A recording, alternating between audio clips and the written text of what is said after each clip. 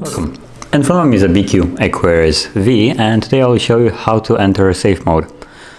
So we'll start out by holding the power button until you see these options on the screen, and you will hold power off instead of tapping it, so let's do that.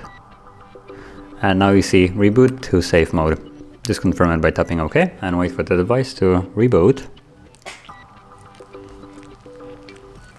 Now once it's back on, the device will be in safe mode and all the apps that you have downloaded will be basically deactivated, and only the stock ones that come freshly on the device will be accessible.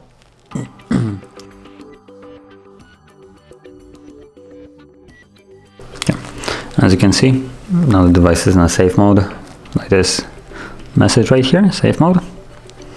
And and now if you want to leave this mode, you will just reboot the device. So hold power button and tap on reboot and OK. And once the device is back on, it will be back to normal mode.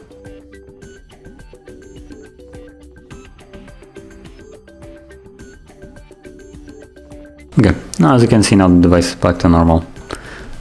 No message. So yeah.